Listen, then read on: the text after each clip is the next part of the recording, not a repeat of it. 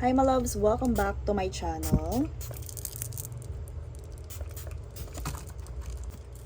In this video, we will go into channel some random messages from your person that sabihin nating malayo sa'yo or you're inseparated with. Ayan, confirmation. Pwede ding yung mga sabihin nating napupundi na. Ano pa? So, I think that's all. Kung ito ay random messages from your person na sabihin nating lumayo, nilayuan mo, or yung being cold to you right now. So, ayan, confirmation again. What are they want or trying to say? But first, I would like to thank all of you for still coming in this in my channel, and thank you for those of you na nagso-support po ng ating merchandise. Yes po, sa mga nagtatanong po, those are blessed and charged with our Reiki healing energy. Yes po, nagbe-bless po kami, kine-cleanse po namin yan bago pumunta sa inyo or bago makarating sa inyo. And they are still we're still sending Reiki healing energy for all of our crafts kung nasan man po sila. Kahit po nasa new owner na sila, sinasendan pa rin po namin yan at bine-bless pa rin po namin yan. So, sa mga interested po and feel resonated with our crafts, just follow our IG account. Nandun po yung ating mga updates. And of course, kung po interested sila, please click the link in the description box. Thank you so much po. Now, the focus of this message. Actually, this is random message, but sige, since that this is a random message, saan tayo mag-i-start? I could be your hero, baby. Pero, why? Bakit kayo magkalayo ngayon? I could be your hero, baby. You are feeling alone right now. Pwedeng kasama mo siya, or pwedeng separated kayo at this, or pwedeng nanghihina pa lang yung inyong connection. But this person wants to tell you that they could be your hero. What else? Could be your hero, baby. Maybe you feel something na wala kang kakampi, na nag-iisa ka. Kaya, ito yung nasa isip niya.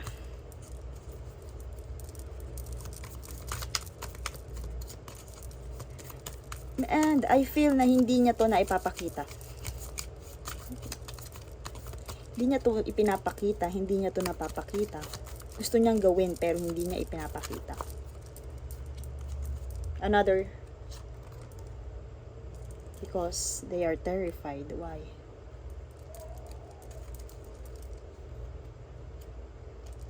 Listen to your heart. So some of you, to my collectives, na ikaw yung lumayo dito. Sabihin natin, ikaw yung lumayo, ikaw yung may desisyon. Kumbaga, kaya niya sanang gawin to, kaya kanyang protektahan, and now they are terrified about your decision. Now they want you to listen to your heart. For this, I feel na they want to clear up something. They want to assure this to you. Now you have to listen to your heart. If you are, sabihin natin, if ever na i-profess niya to sa'yo, Ano yung magiging decision mo? Seek a professional advice. Let me have you. I feel the same way. Nahihirapan kayo parehas. Parehas kayo nahihirapan sa situation.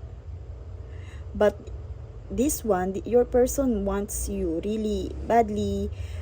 They really wants you. And kung nahihirapan ka, nahihirapan din siya sa situation. Nahihirapan siya na hindi niya to magawa. Nahihirapan siya sa situation na meron ka kayo ngayon, na meron ka, kung ano man, kung nasan ka mang situation ngayon, pati siya, nahihirapan.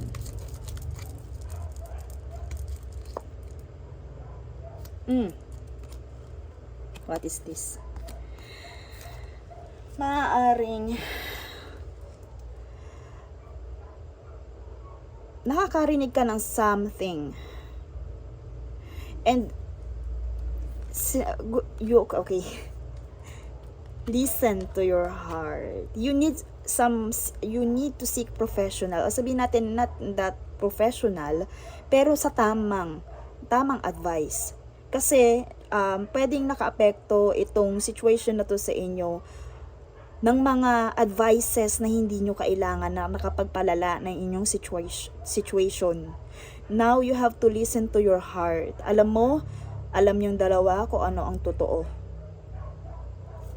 And your person wants you to tell you na huwag kang makinig sa mga wrongful advice. Pwedeng ito din yung person nyo ang sabihin natin pwedeng siya rin ang nakikinig kaya hindi niya maisagawa ito. I feel most of the collectives are feminine because this one, I feel the masculine energy here. They are terrified. Naniniwala ka or may tendency kang maniwala sa wrongful advice sa mga taong nakapaligid mo na hindi pabor sa sitwasyon. Listen.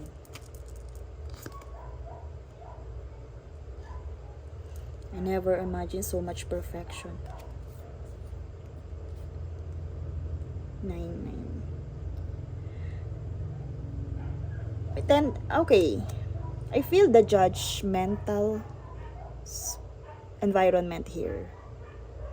But, this is, sabihin natin, itong situation na to may tendency malapit na siyang matapos. Yung cycle na to malapit nang matapos. And sabihin natin, your person, hindi niya kailangang intayin yung maging maayos lahat. Hindi na niya maiintay pa yung ideal timing na yun.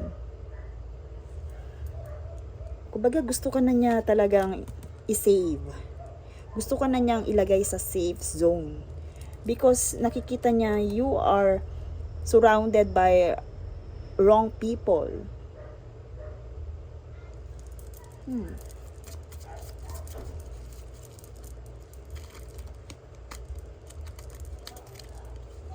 I want you to choose. Now, if they are, sabihin natin, okay, pwede din to sa mga masculine energy natin na meron ngayon. I want you to choose. If ever ba na lalakasan niya ang loob mo, or lalakasan niya ang loob niya for this situation. Ano magiging decision mo for this? They want you to be brave. They want you to be brave. Hindi nila sinabing, piliin mo sila, but, okay, sorry, ayan. Lovely. Okay, I want you to choose, pero dito, kulang na lang yung sabihin niya, please love me, or choose me.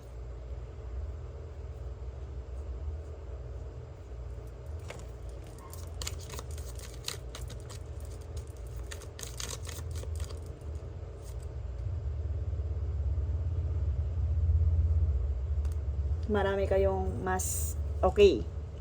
Kayo ay napapalibutan ng mga unfavored, sabihin natin, people or environment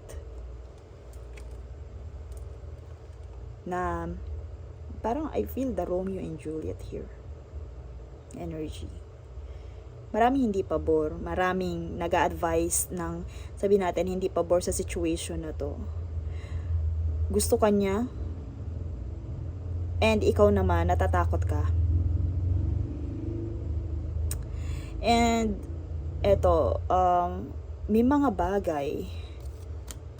bagay kang gustong mangyari because of this, because dun sa environment na meron ka ngayon, na sabihin nating nagre-require ng sacrifice dito sa yung person.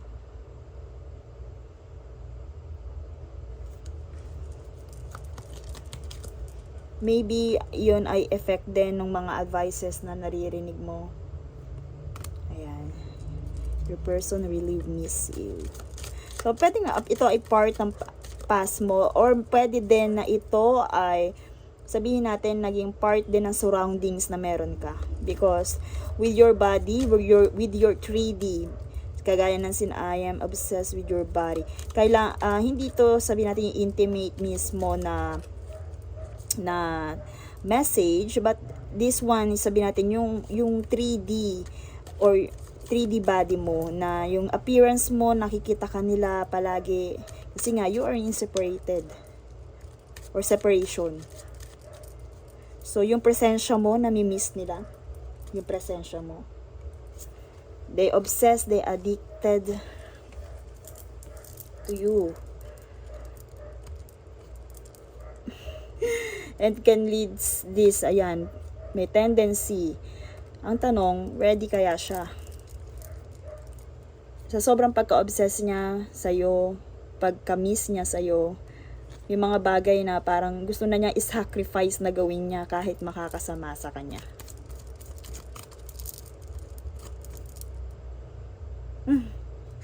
And because of their desperation to have you, pwede din yan. They sometimes imagine you to be with them. Oh my gosh, it's 1515. This is angel number. Okay, they are communicating with you in 3D dimension. And pwede din natin makita dito yung 666. Kung ano man ang nangyayari sa relationship or situationship na to, both of you are aligned. Kailangan mangyari to, kailangan nyo tong maramdaman. Merong lessons. Your angels and guides gives you, pati si universe ay binibigyan kayo ng lesson. I want to get you drunk. 15. 15. They are assuring you na part lang ito at matatapos din. Because they are manifesting you. Okay. Your person wants to tell you to manifest them also. Kailangan magtama yung nararamdaman nyo parehas. Kung minamanifest ka niya, dapat i-manifest mo rin siya. Pero right now, gustong-gusto ka na nilang makasama ulit. Right now, they are manifesting you. Kaya kung, eto din, isang sign din to, baka nakakakita ka palagi ng 15. 15. They want to touch you. They want to create some fun activities, and every time na nakakakita siya ng fun activities, gusto niya ikaw yung kasama niya. gusto din niya, sabihin natin sa sobrang desperation, gusto niya mabilis na lang.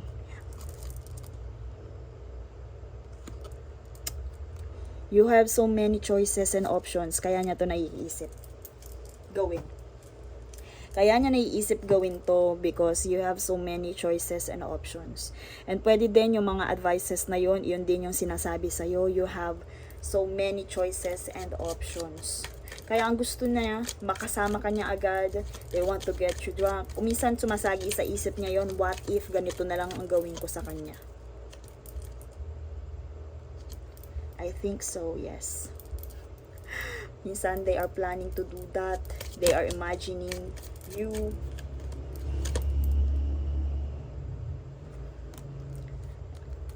But they are not. But still they are undecided. Kung kaya niya tong i-actualize yung mga planong to. I have so much desire for you.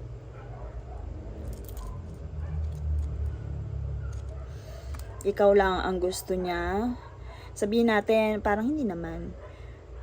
Pero, in reality, ikaw ang gusto niya. Yung presensya mo ang hinahanap-hanap niya. Masaya siya pag nakikita ka niya. And the one, yan. Angel number 111. Tatlong angel number ang lumitaw dito.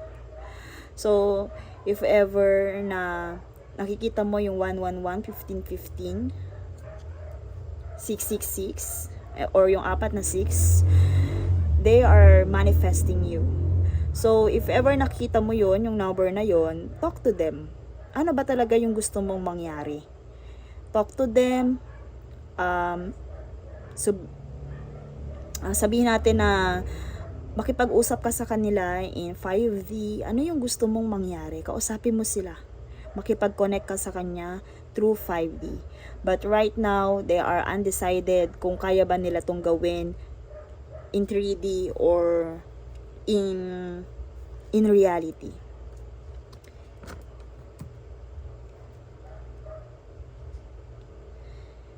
Okay, yan. Independent. Now you have to choose. You have to, dahil hindi pa nila to kayang gawin, they want you to see, they want to see independence sa'yo. Kagaya nga ng sinabi ko, gusto kanilang protektahan, pero undecided sila kung kaya nilang gawin yan sa ngayon. Pero they are telling you na paulit-ulit gusto kanilang makasama. Pero hindi sila sigurado kung kaya ba nila tong gawin lahat ng mga pinaplano niya. Ngayon, their higher self wants you to know na focus on your independence. Lakasan mo ang loob mo. Right now, kung wala pa sila sa tabi mo, focus on your financial stability. Wala pa sila sa tabi mo. Sabihin natin marami kang option, pero ito yung gusto nilang makita sa'yo. Gusto nilang makita na you are thriving independently hanggat wala pa sila sa tabi mo. Hanggat hindi undecided pa sila, hanggat nag-earn, sabihin natin, nag-iipon pa sila ng lakas. Pero gusto ka nilang protektahan. Sa ngayon, ang kailangan mo ay independence. Right now, they want to tell you na lakasan mo ang loob mo like this,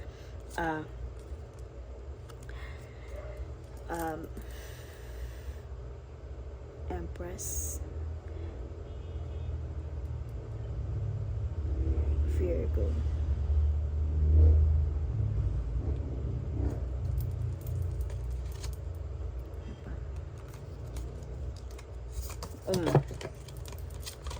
Independence and standing up for yourself.